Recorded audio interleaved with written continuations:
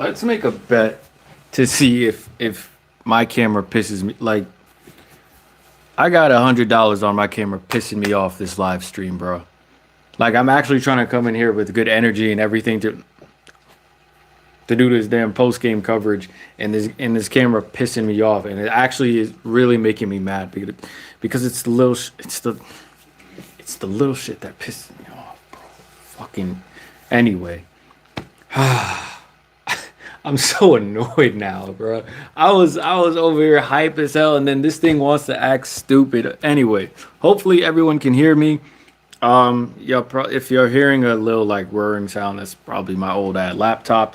Welcome to the channel. This is your Notre Dame versus USC women's college basketball hoops breakdown. I just realized that I forgot to put the women's college basketball shit in the title. I'll change that when this thing loads.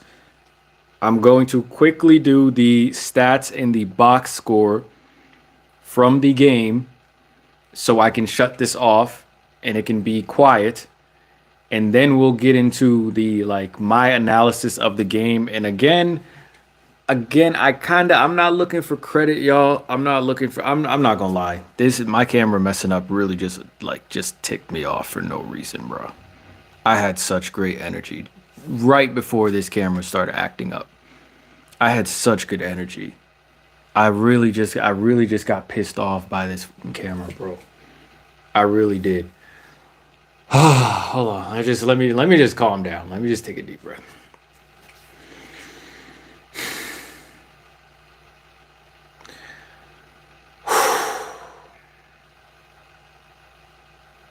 I damn near forgot everything I was gonna say about. I was about to. Woo! Whoosah! Whoosah! This is not how I wanted to start the live stream, man. You know what? Let me just. I'm gonna come back in on live stream. I'm just gonna, try to. Here we go. Okay. All right. We're here. This is gonna take a little while because my laptop, as y'all know, is a slow ass laptop. Anyway, I told you guys I'm gonna read off the stats of this game first.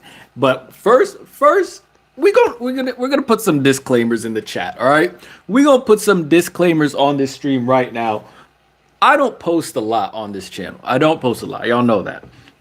Not that it's on purpose. I don't post a lot, but I don't feel the need. I've said this before. I don't feel the need to talk on everything, and it's only a select couple of things that I actually want to take time out of my day to actually talk about and actually address. So the things when I address things, as y'all see on this channel, when I address things, just to know that that's actually something I really do feel deeply about. Like it could be WNBA's media deal, could be a certain lineup I want to see a team run. Once I feel like this damn near instinctual urge to talk about it, then I will make a video on something. Okay. 2, I really need, I don't know what it is about the Reddit community, in the Reddit basketball community, in the Reddit women's basketball community. I really need y'all to stop all these responses I'm getting when I say something. Understand something. I can very easily detach the emotion and the what would I say, emotion and the feelings out of the game. When I talk about this game, especially on this channel, well, actually, anywhere I talk about the game, online, social media, Reddit, Instagram, on this channel, when I talk about the game, it's never anything personal with the players. I'm not saying, if you're new here, I'm not saying I'm out here cussing out the players or nothing like that. I don't do none of that. But when I'm talking about the game, it's 100% about the game. I don't let recency bias get into the mix. I don't let, how I feel about a certain player. If I'm a fan of a certain player, I think that's part of the reason I don't really have favorites like that. And even when I tell you guys who to look for, I don't really call them my favorites. I just call them something I really like. I call them players that I really like. I think that are really interesting or really entertaining for you to watch. I don't really call anyone my favorite player because, one, I think my qualifications for a player to be my favorite player are too high for that player to even get to. You know what I'm saying? There's only a couple of players that come close. So when I say things on this channel, when I talk about basketball, when I talk about players on this channel, It's never anything personal. There's no emotion. I'll give y'all a quick example. I was in the New York Liberty community thread on Reddit, and they were talking about keeping Kayla Thornton, and I was just like, bruh, I like Kayla Thornton, but to give away our 7th pick in this year's draft in the first round, we can still get a very talented player with our 7th pick next year's draft. Why would we want to keep Kayla Thornton? Why would you want to package away that first round draft pick just to keep Kayla Thornton, who's on the other side of 31? She's 31 now. She's not the best 3-point shooter. She's like, I called her a poor man's Leonie Febish. I don't even think that's disrespectful. I think that's just a fair assessment. Poor man's Leonie Febish. And I'm just like, y'all want to keep her when we could probably bring in someone younger who does what she does even better. But because of this recency bias, and I'm just like, I feel like a lot of y'all are only riding with Kayla Thornton just because of her minutes in Game 5. I don't operate off that. You get what I'm saying? Like, that doesn't affect me. I don't like, yes, someone could play well in a certain amount of minutes. That's not enough to make me override logic. You get what I'm saying? And I bring this up because I've said on this channel before, and I said on my social media before, I said, I think I said Hannah Hidalgo is top 3. I said that. I said Hannah Hidalgo also doesn't get the spotlight that she should be getting for someone who averaged damn near 5 steals a game last season. I told y'all she doesn't get the love that she deserves. Might be because she's in that Notre Dame market, or Notre Dame isn't really a school people really checking for like that out of the UConns, the South Carolinas, the USCs, right? Now she had a bust USC ass, and now everybody probably know her. But I've said, one, she's top 3. I said she doesn't get the love she deserves. I called her the ACC player of the year last season when Elizabeth Kitley won that. I called her ACC player of the year. Damn near whooped Georgia Amore ass, made her leave the conference. I called her that last year. And then beginning of this year, I told y'all she is the #1 player in the country. I told y'all that. I said that. Maybe I didn't say it on this. I think I did say it on this channel. Scroll down. I don't post a lot. I probably said it on my social media. I definitely said it on my Hoops page on social media. I don't care if you follow me or not, but if you just want to see that I'm telling the truth, follow my Hoops page. Same as my YouTube channel, Hendrix Hoops.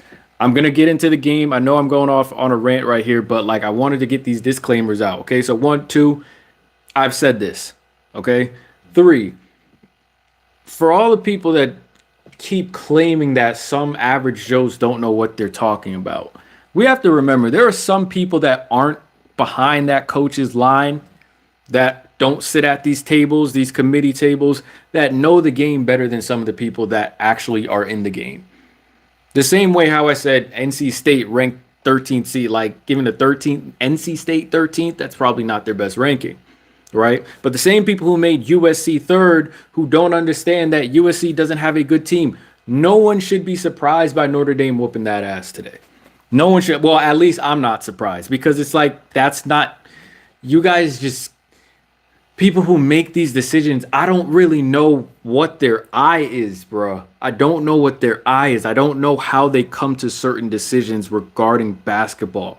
I really don't. Like this result today, this does not surprise me.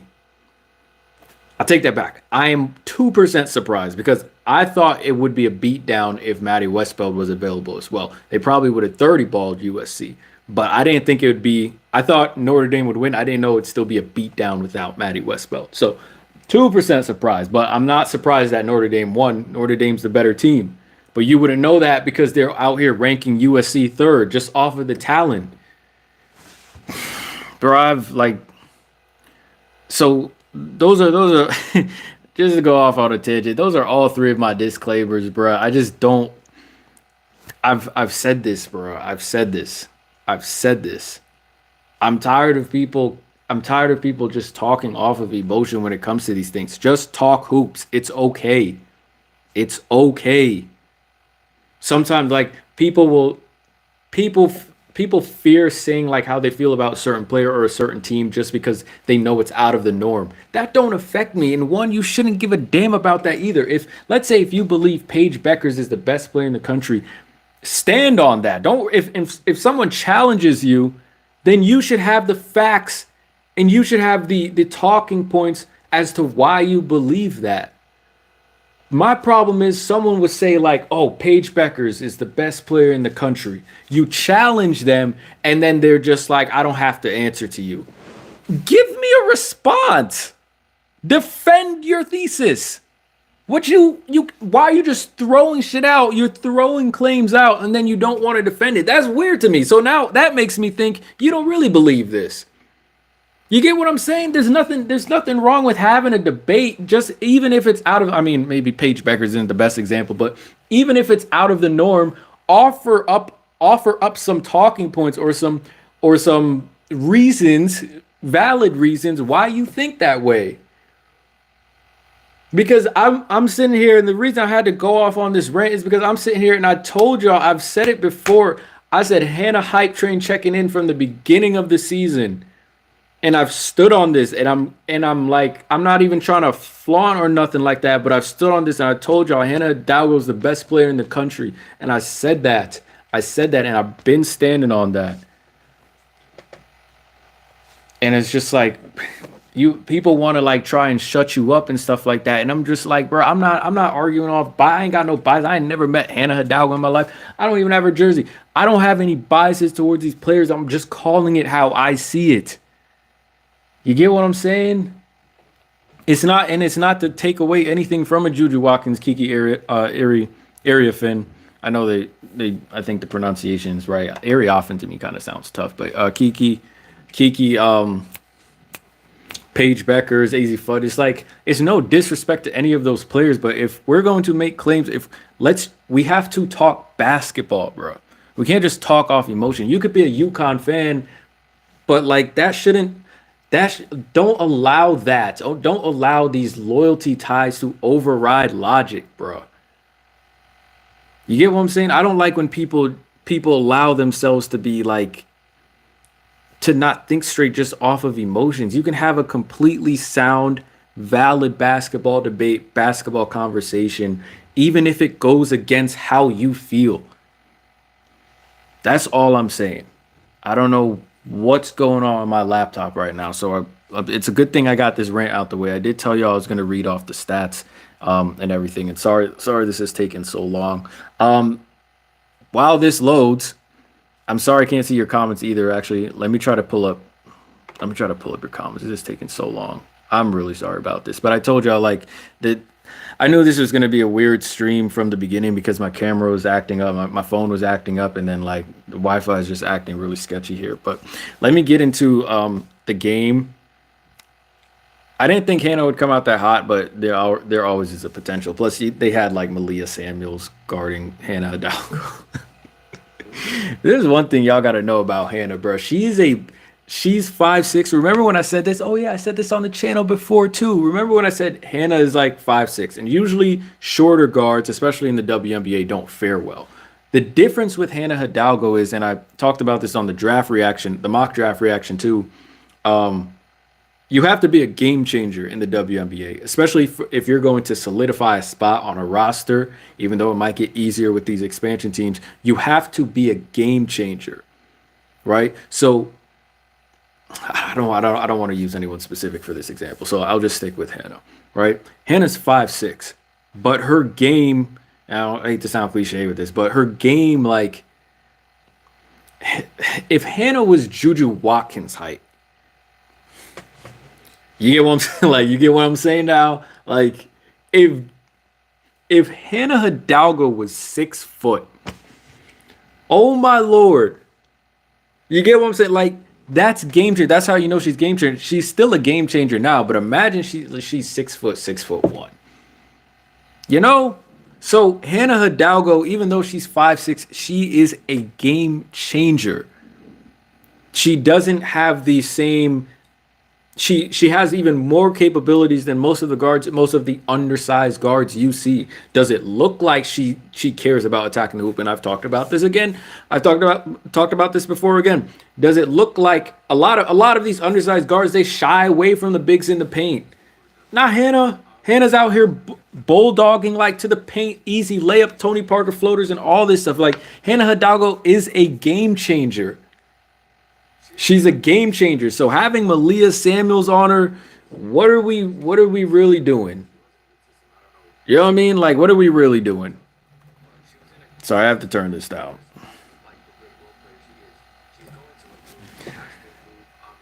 Olivia Miles. I don't know if I'll talk about like the game first, but I wasn't surprised by this, but like they were saying, I saw some comments about Juju needs help, and I'm like, first of all, Juju needs to help herself. Okay, Juju can get whatever bucket she wants, but it's gonna come back to what I've always been saying on this channel, bro. It's going to come back to what I've always been saying on this channel. These teams, these schools get these players, these top-notch schools too. They get these players and they make no improvements. I'm not surprised Kiki Ariafin struggled today. Sorry, Ariafin. Kiki Ariafin struggled today. No one should be surprised by that. Because you're not, again, these schools aren't focused on developing the player. Your number one goal right now, I don't give a damn about your national title hopes. Your number one goal should be to send Kiki to the WNBA better than everyone in her draft and maybe better than some sophomores in the WNBA. If she still only has 2 post-up moves or 2 face-up moves, what are you doing with her last season at USC? It has to be about the player development and the improvement of the player. I couldn't care less about your team sets, and I've said this before. I couldn't care less about your team goals, bruh. This is college. In this college environment, in the women's basketball environment, in women's college basketball, the number one place where they have the most resources packed in one environment is in college. So if you're not maximizing that player's talents and that player's capabilities in college, you don't know if they're going to go to a WNBA team that has their own practice facility. You don't know if they're going to a WNBA team where they have owners that take care of the players, where player development is probably going to get kind of overlooked because they have to focus on the players that were already there. And we already know the WNBA has a seniority element to it. You get what I'm saying? Why is my computer not listening to me? So yeah, I'm not surprised that Kiki struggled today. Juju, I'm not surprised Juju struggled either, because Juju is like, Juju's damn near going to counters when she doesn't have to go to counters.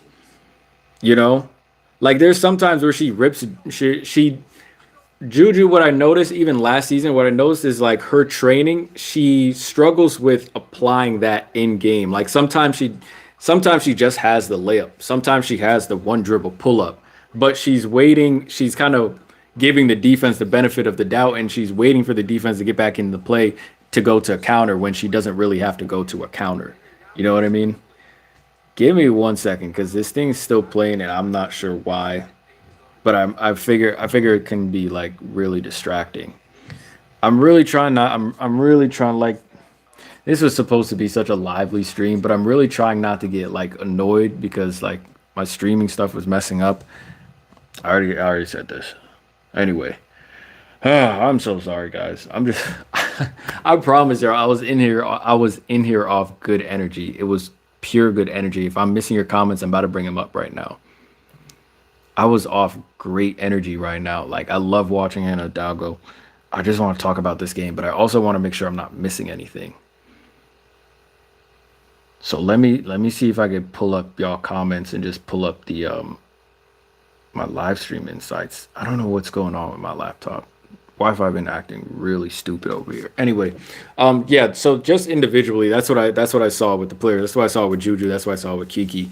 For the most part, Olivia Miles.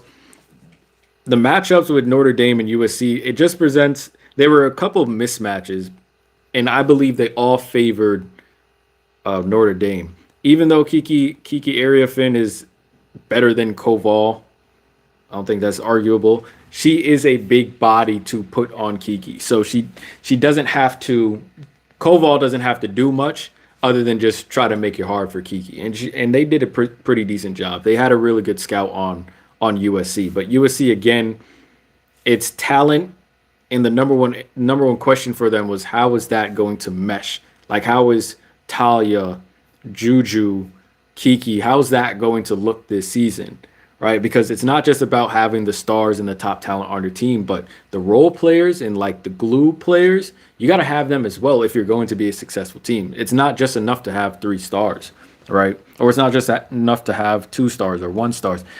The role players, you got to make sure they're kicking as well, or else you're just going to have kind of like a train wreck that USC had today. So you can stack up all the talent you want, but if you don't have the gel, with that team, if you can't make that team cohesive, nothing's going to happen because both players, all the star players, are just going to be looking at each other like, okay, how do I create? Or how am I going to be effective in this offense? If all of them are just looking at us, if the entire defense knows that, okay, the point guard's not going to shoot, she can't shoot. If we know that once we get the ball out of Juju Watkins' hands, we can focus on Kiki. You got to have the role players as well. That's what makes the Minnesota Lynx so good because they have one superstar, but all of their role players and all of their damn near positionless players are solid players. You get what I'm saying? So there's that. Olivia Miles. Let me touch on Olivia Miles. The game basically went. Notre Dame kind of dominated from the start. USC got into it a little bit late in the first quarter. The score was around 22-19. Next time I checked the score, it was like 35. What was it? 35. I'm tripping.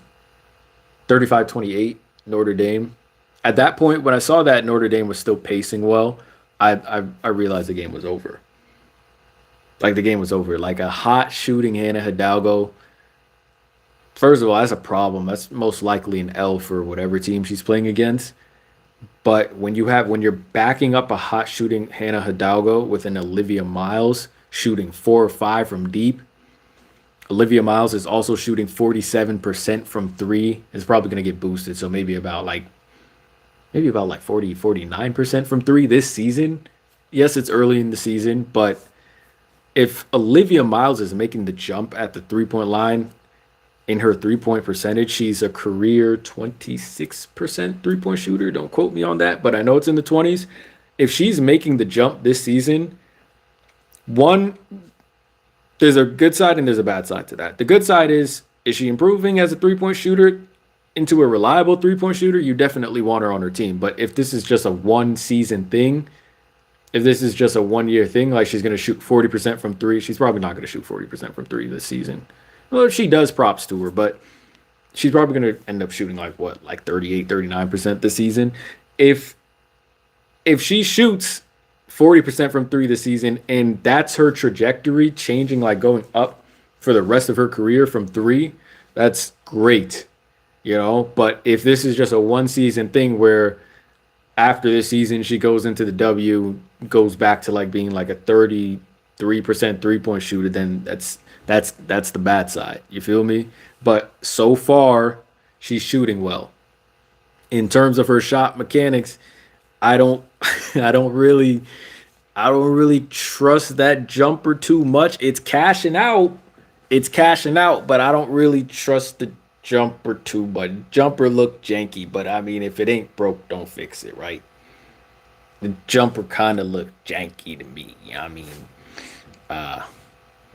She be shooting that shit like early year John Wall. Like right leg kicking out, and she be shooting that bit like Paul Pierce. I'm sorry, I'm comparing to male players, but that's who she reminded me of. Like that corner, like boom, and then she kick her leg like Michael Jackson and shit. I don't know. The jumper don't give me too much confidence, but if she's cashing out and this is a sign of things to come for her, congrats. I think now we should all understand that Notre Dame is a chip favorite, a national title favorite, and if they get Maddie Westfeld back, holy hell. Dare I say, what do y'all think? You think Koval is better than Kylie Watson, right? Yeah, Kylie Watson. I think yeah, probably. Uh yeah, I think Koval better than Kylie Watson. That's Kylie Watson, right? They're big. Who's is Kylie Watson still playing or did she graduate? Who knows? I don't think they miss her. Sorry, not the team, but like Koval might be better talent. I don't know where she's from, but yeah, I don't think they miss her. Anyway, I finally got y'all comments up. Shouts out to everyone watching. Shouts out to everyone who's dropped likes. Again, this has been, I'm trying not to, I'm probably not going to keep this a long stream, probably around like 35 minutes. I'm going to read the comments because I finally got them up. I appreciate y'all staying patient with me. Holy hell. These technical difficulties on crack. Anyway, uh, the demonat, the demonat, the demonat. That's kind of tough. Yeah. On the heaven thing over here. Anyway, they're not even getting her paint touches. She looks so uncomfortable on that mid range. USC is so bad. So I'm pretty sure you're talking about Kiki area, Finn. Um, bro, at least y'all know on this channel. At least y'all know that I have advocated for player development, excessive player development at the college level, especially this D1 level with the USC, the big school, big name schools. At least y'all know I have advocated for player development because what I saw from Kiki today, it wasn't that. Yeah, she had a bad game, but it was like she only had like three weapons in her arsenal. That's what it looked like today, and that's the way it's been. But at Stanford, she got a little bit more active. Last season we really saw her come into her own, and she really did get active last season. But you know how in the movies where the protagonist goes to their gun safe, like it'd be something like this, right? They'd be like boop boop boop, and then like the arsenal opens up and you see all them different type of weapons. Kiki's looked like she only had like three pistols right here, and that's it. Like it looked like the gun case was like robbed. That's what Kiki looked like today. She only looked like she had like three pistols with her. And once again, I don't put that on the players. If somebody like Kiki who has great face-up game, doesn't know how to pump fake, dribble, spin, move, and explode using that athleticism that she has, the ability to dunk, by the way, and explode to the opposite hand and go off glass. If she don't know how to do that smoothly, if Kiki doesn't know how to jab and actually read this big back here and then read the next pass, as in if I dribble here, defense is going to collapse. Where's the kick out? I'm in the middle of the paint. I'm turning here. Where are my options? I can go left hand here, scoop middle, keep the ball high. If Kiki only got three pistols in her arsenal, you're wasting her time. You're wasting her time. And this is also why I don't like the move to USC anyway, because I'm just like, after watching Juju Watkins in her freshman year and the coaching, it was basically like, give Juju the ball and get the hell out the way. It's just like, hello, you can tell Juju to make a play too. Juju does not have a weakness in scoring. But if you can get her to facilitate a little or become a better facilitator, she'll drop 30 whenever you need her to, because the defense will have to respect her passing ability. But no, let's just give Juju the ball and take whatever shot you want. You know what that reminds me of? Enrique Gumbawale on Dallas. Next comment. Keith John Sr. or this is Jann, so this might be Jan, Keith John Sr. Loving my ND women's basketball home season ticket already. That's bless. That's actually bless. You have women's basketball home. You have Notre Dame. Damn, that's tough. Give me a ticket. I don't live nowhere close to Indiana, but the crazy thing is I might be catching Hannah Hidalgo in Boston when she plays Boston College. I think I'm going to take a trip out to there, and I will vlog that, by the way. Like I told y'all, I'm going to be vlogging some Big Ten games in the near future when Juju comes to town and when Kiki Rice comes back home, basically. That's tough. Shouts out to you with the Notre Dame women's basketball home season tickets. If I had money like that, well, I'd be courtside at one of their games. I forget which team they play next. They do play UConn, I believe, right? Or I'm not tripping. Or is that USC that plays UConn? I don't know. I might be tripping. But the Demoness says I agree. More coaching. Yeah. The crazy thing is, I just remember that. I just remember that about how I felt about the coaching. Excuse me. How I felt about the coaching from USC last season. So in terms of player development, I don't know if we're gonna. Even though I want to see that, and even though I base my entire premise of women's college basketball and what it needs to improve around that, I don't know if Kiki's gonna get that at USC, which is part of the reason it was. I was kind of confused as to why Kiki went to like a team with a lot of stars. I'm just like, now the ball is going to be out of your hands more. You're going to get less touches, less reps. If you want to win, okay, I understand that, but that's why I didn't really understand why Kiki and why all these other stars too were choosing to like team up. I'm just like, for someone who's trying to boost their stock and stuff like that, I don't know. That kind of confused me. So I think you're now seeing what it might look like against stiffer competition. Because remember, Ole Miss, USC beat Ole Miss by 2 points. It was 68-66. And that was like that was one of the first couple games of the season. But you see USC struggling against top tier teams. I don't think that's a coincidence. I just think that USC is going to be on a run where they can beat up on any of the small teams. But when it comes to those teams that are well coached, or comes to teams that have talent as well and a little bit more structure, this is what is going to be the end result. I can't even get my words out right now. This is going to be the end result. But again, no one should be surprised that Notre Dame won or upset USC because they already had the better team. Like, they weren't coming in. Olivia Miles and Hannah Hidalgo are the best backcourt in the country, best backcourt duo in the country, or best duo in the country, really. Are we confused with that? Like, are we all in agreement? That should be consensus by now. No? Okay. I don't want to hear no SC Alabama. Bama got a tough. Sarah Ashley Barker and Aaliyah Nye, they tough. They're tough, but they don't really play as stiff competition as Notre Dame. So they are tough. But Hannah Hidalgo, Olivia Miles, they really proved why they're the best backcourt duo or best duo in the country right now. Full disclosure, I bought that season ticket for $100 in April on the ND website. Well, it shouldn't have been too much, no? Keith? For 100, yeah, it shouldn't have been too much. I remember when I was buying the tickets for the USC and UCLA game, I was expecting I remember I was expecting like, oh shit, it's probably gonna be like 80 plus because I bought reserve seats too. I'm not doing general admission. When Caitlin Clark came to town last year, I bought the general admission. I thought that was a good idea. I don't know why. I thought I was gonna sit behind Iowa's bench with general admission tickets. They packed that bitch so fast, bro. I was just like, oh my lord, I should have just bought reserve. So this year I bought reserve for the USC and UCLA games. I thought they were gonna be like 80 plus, 90 plus. I saw 27 plus. I was like $27 to see Kiki and Lauren Marie Betts. I was like, what the count me in. And then it was just like one seat for USC, and I was just like, how much is this?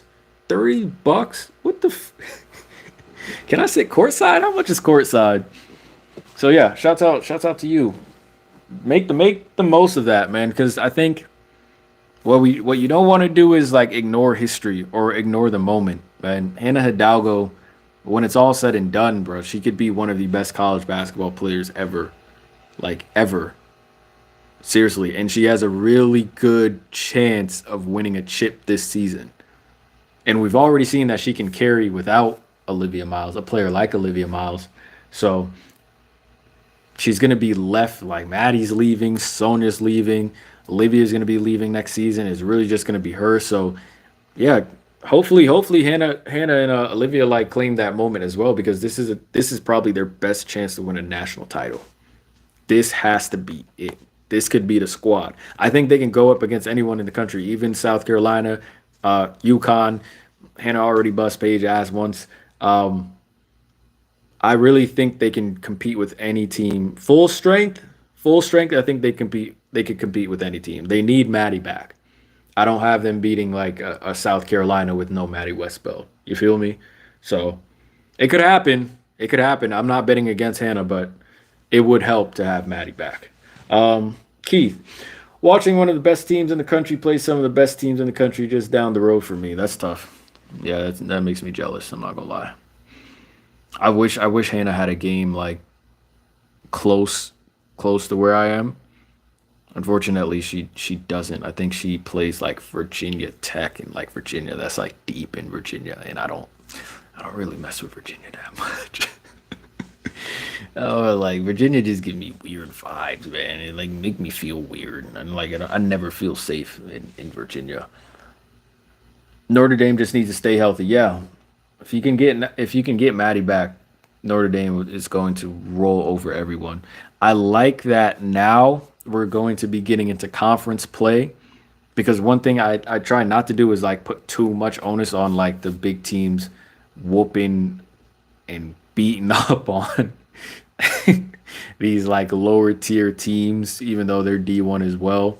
Um, that's what most of the past couple of weeks have been. It's just basically the big teams, paying to beat up on the little teams at like smaller schools. So as conference play kicks up now, expect these live streams after these big games, especially if it's Notre Dame. Hannah Hidalgo's number one, man. I will stand on that. And by the way, she had 5 steals today. And if I get the chance, if I can find like these full length games, and I will do scouting breakdowns of why I love Hannah Hidalgo so much, and I'll show y'all why she's so different. Do y'all remember the possession this happened in the fourth quarter? Hannah was picking up Malia Samuels, pressuring her, pushed her to half, overplayed her, right? Overplayed her. She's now out of the play. She immediately jets to Juju Watkins on the wing. Sonia Citron notices that Hannah's out of the play. Sonia comes down to pick up Malia Samuels. Malia Samuels swings the ball to nobody but Hannah Hidalgo. Hannah's back in the play, intercepts the ball, turns. Sonia has already sprinted past Malia Samuels. Lob pass for the Sonia layup. Oh, I love great defense. Oh my goodness. Oh my.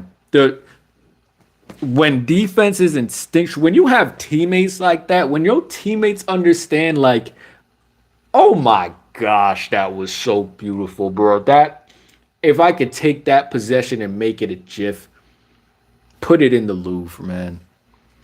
Put it in the. I was like, this is beautiful. I was like, all right, next time you do that again, I'm a bust. Bust out in tears. That shit was so perfect, man. I was just like, is this a team that understands defensive rotation? Is this a team that understands where? Is this a team where you help the helper? Hannah was dogging them so badly, bro. USC don't even. Hannah was leaving her matchup to go blitz another. Like, that wasn't part of the game, but I don't give a damn what you say. I know that wasn't part of the scout. Hannah left her matchup to go double team and go blitz and go dig at like players who had the ball. Because hopefully, like, I don't know if y'all know this, but a lot of players in like women's college basketball and that play for these big teams that I've noticed, a lot of them can't dribble like soundly. Do you understand why Hannah, like part of the reason Hannah Hidalgo is getting all these steals is because I think she also notices that some of these players just can't fucking dribble. Even Sonia Citron, sometimes I be looking at her a little shaky. Like, I always look at players like, if I made a scout against you, how effective or how many nights would I have to stay up to make this scout against you? Even Sonia, sometimes she'd be like patting at the ball. Sonia, I was just like, Sonia, look a little second gradish to me. I don't know what that is. It's working, but it looks a little second gradish. I think Hannah Hidalgo understands that a lot of these players can't dribble the ball well, or protect the ball well, or know how to protect the ball, or dribble when you're being hounded. There's a very big difference between dribbling the basketball with half pressure or light pressure than when you're being hounded by someone with a higher defensive IQ, more athletic. There's a very big difference. So even good dribblers, even good ball handlers, when they start getting hounded, nah, son. There's a reason for that. There's a reason Hannah gets these steals, man. There's a reason she is a game changer. A lot of the things, a lot of the typical things, and one of the reasons I've noticed that she's a game changer like that, I noticed it earlier, was because a lot of the typical things you see in women's college basketball, Hannah don't mess with. They don't apply to Hannah. They don't. They don't. She's an all-around player. She has a higher IQ. She's athletic as hell, and a lot of people might not think she's athletic because she's not jumping high or anything like that. But I mean, for her size, she actually jumps pretty well. But in terms of athleticism, how fast she can switch a stance, how quickly she gets through pick and rolls, how she positions herself after digging for the ball, where she can reach for a ball and not be out of position. Come on, bro. Come on, bro. Y'all don't know. Y'all, when I tell these people, man, a lot of these motherfuckers don't know what they're talking about. A lot of y'all want to play favorites about who the best basketball player is, and people really don't understand what they're looking at in basketball, bro. But once I find these, like, if I can find these games that don't get copyrighted, I will do scouts for y'all. Y'all see my scouts with the Liberty and other teams. I will do scouts for y'all, bro. Let me pull up I think if it'll let me, yes. So let me go to the box score. Baylor played today and UNC is playing. That's not Louisville. I don't know who the hell that is. Anyway, let me get into the box score. So Notre Dame won the game 74-61. Hannah Hidalgo and Juju Watkins were the game leading scorers. Hannah had 24. Juju had 24 as well. But I'm about to check these box scores now, and I already know that Juju probably shot like hell. Maybe not. She was having a rough go when I started watching, but she was kind of getting buckets in the fourth quarter, but that was when it didn't count. Notre Dame only lost one quarter. Listen to this stat line by Hannah, okay? 24 points on 9 of 21 shooting, 1 of 5 from deep, 5 of 6 from the line. Check this out, okay? 6 rebounds, 8 assists, 5 steals. Oh, my Lord. Oh, my Lord. Olivia Miles, 7 of 12 from the field, 4 of 5 from deep, tied her career high in three-point makes in a game. 20 points, 7 assists, 8 rebounds, 3 steals for Olivia Miles. Kiki Ariafin, 5 of 15 from the field for 15 points, 9 rebounds, and 2 assists. Talia Von Olhoffen, 4 of 10 from the field for 10 points, 4 rebounds. Juju Watkins, 10 of 25 from the field, 0 of 5 from deep, 24 points, 5 assists, 2 steals, 6 rebounds. Not the best game from Juju, but again, are we expecting anything differently with this coaching staff basically from USC? No, I'm not. The entire goal of the offseason was like, how can you make Juju Watkins a more effective scorer or more effective player or facilitator? She had 5 assists, great, but she's shooting 10 of 25. You're not making her more effective. Every time I review these college games, I just get mad at the same exact thing because I'm just like, bruh, y'all just, what are you watching this talent and you're not trying to max? How do you have 2 of the best players in the country and you're not trying to like suit them up like War Machine or nothing? Like, you should be giving them more tools. You should be giving them more weapons to kill on court. How can you just watch this talent and just ready for the next? Yeah, hit the gym. Make sure you get your bench in. What are you doing, bro? Kiki Ariafin can dunk. I haven't seen Kiki dunked. Damn near broke the internet in 2022. I've yet to see Kiki dunk in a regular season game since, bro. Like, word. That's what you doing. She's sitting on all this talent, and that's what that don't sound right. She has all this athleticism, and you haven't even we haven't even seen a Kiki Ariafin dunk outside of the realms of practice. What are you doing with this? Like, what are you doing with this talent, bruh? Everyone's like, oh, Paige going number one, Paige going number one. I promise you, if I was the head coach of her team, no one would be even thinking about Paige going number one. They would be like, oh, Paige number two, because you can't pass up on a Kiki area, Finn. You can't pass up on that. Because she out here dunking in game, pulling up mid-range spin move, bodying everybody. Like, no, I could not have a player of Juju Watkins and Kiki area Finn talent caliber level. I've just watched them do the exact same thing they did last season. Can't do it. Sorry. Anyway, I think I said all I need. Why? Where'd my stream go?